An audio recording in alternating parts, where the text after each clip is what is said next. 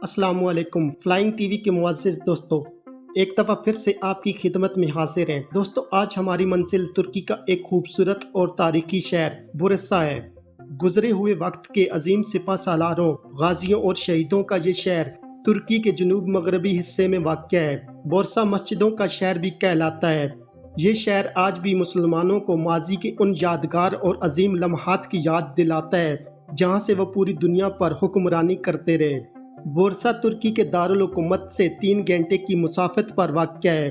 یہ شہر سلطنت عثمانیہ کا پہلا دارالحکومت تھا، لیکن آج کل یہ صوبہ بورسا کا دارالحکومت ہے۔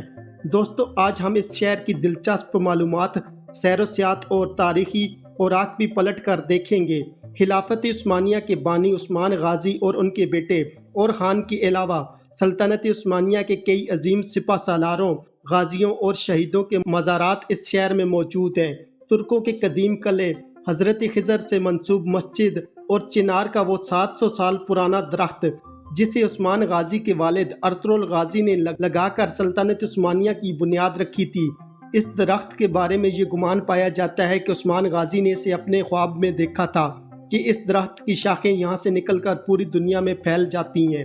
دوستو، بورسا شہر کا کل رقبہ 1036 اسکوائر کلومیٹر اور اس شہر کی آبادی 20 لاکھ افراد پر مشتمل ہے، جبکہ بورسا صوبے کا رقبہ 11,043 مربع کلومیٹر ہے اور صوبے کی آبادی 3 کروڑ نفوس پر مشتمل ہے۔ استنبول سے بورسا کا سفر کرنے کے 2 راستے ہیں، ایک بائی روڈ اور دوسرا فیری سروس کے ذریعے۔ بحیرہ مرمرا میں پونے 2 گھنٹے کے سفر کے بعد آپ بورسا شہر پہنچ جائیں گے۔ دوستو، بورسا ترکی کا چوتھا بڑا شہر ہے۔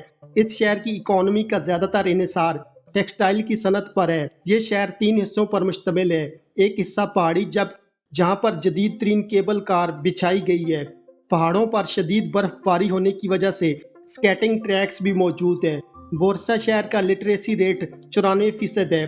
بورسا کی قدیم مسجد، جو کہ 1399 عیسوی میں تعمیر کی گئی، یہ مسجد پچھلے 622 سال سے اپنی پوری آب و تاب اور جاہ و جلال سے مکمل طور پر قائم ہے۔ یہاں پر یہ گمان بھی پایا جاتا ہے کہ اس مسجد میں حضرت خضر علیہ السلام نماز کی غرض سے آتے ہیں، اور یہ روایت بھی کی جاتی ہے کہ حضرت خضر علیہ السلام کے دائیں ہاتھ کے انگوٹھے میں ہڈی موجود نہیں اور آپ کا انگوٹھا بالکل ربڑ کی طرح ہے۔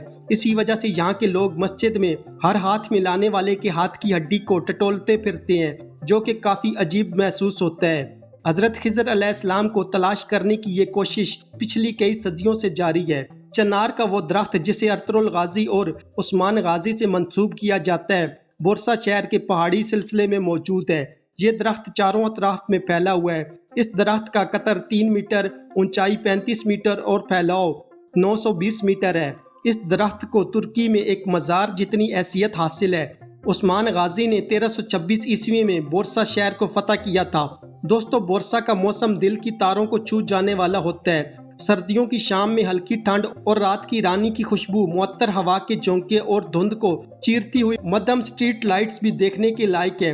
معزز دوستو، سلطنت عثمانیہ دنیا کی وہ عظیم سلطنت تھی جس کی شاخیں دنیا کے 3 براعظم ایشیا، یورپ اور افریقہ تک پھیلی ہوئی تھی۔ دنیا میں آج تک ہزاروں سلطنتیں قائم اور تباہ ہوئیں۔ یہ لوگ گھڑ سواری اور تلوار سازی کی انتہائی ماہر تھے۔ بورسا ایک نہایت ہی خوبصورت شہر ہے جو کہ پہاڑوں، ندیوں اور باغات سے گھرا ہوا ہے۔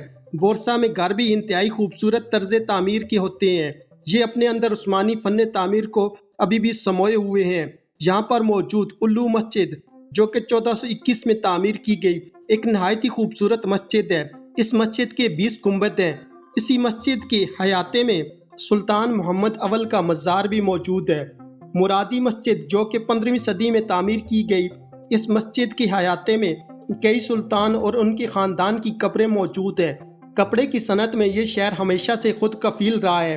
15ویں صدی کے دوران یہ شہر ریشم کی تجارت کے لحاظ سے ایشیا، یورپ حتیٰ کہ افریقہ تک مقبول تھا، جو کہ اب بھی اپنی ٹیکسٹائل انڈسٹری کی وجہ سے منفرد پہچان رکھتا ہے۔ ایک عرصے سے بورسا شہر سیاحوں کی توجہ کا بھی مرکز ہے۔ ترک سلطانوں کی یہ خوبی تھی کہ وہ اپنی زندگی میں ایک مسجد تعمیر کروایا کرتے تھے اور اسی مسجد کے احاطے میں انہیں دفن کیا جاتا تھا۔ اس کی بڑی وجہ یہ ہے کہ مسجدیں اللہ کا گھر ہوتی ہیں اور یہ ہمیشہ استحکام میں رہتی ہیں۔ اسی وجہ سے ترک سلطانوں کے مزارات بھی آج تک سلامت ہیں۔ سلطان عثمان اور ان کے بیٹے اور خان غازی کے مزارات کیونکہ کافی پہلے تعمیر کیے گئے تھے، اس لیے ان کے ساتھ کوئی مسجد یا یہ کسی مسجد کی حیاتے میں موجود نہیں۔ 1326 میں جب بورسا کو عثمان غازی نے فتح کیا تو اسے سلطنت عثمانیہ کے پہلے دارالحکومت ہونے کا اعزاز ملا۔ یہ شہر 1376 تک سلطنت عثمانیہ کا دارالخلافہ رہا۔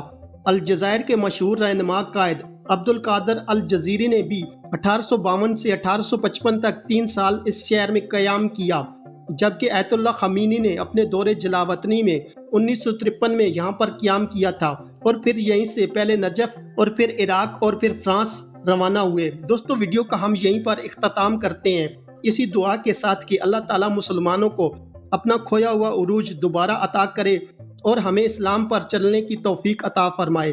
اور ساتھ ہی چینل پر نئے آنے والے دوستوں سے گزارش ہے کہ وہ یوٹیوب پر ہمارا channel flying T V subscribe کر لیں اور ساتھ دیا گیا گھنٹی کا بٹن دبا دیں تاکہ آپ کو ہماری آنے والی ویڈیوز کا نوٹیفیکیشن ملتا رہے۔ شکریہ۔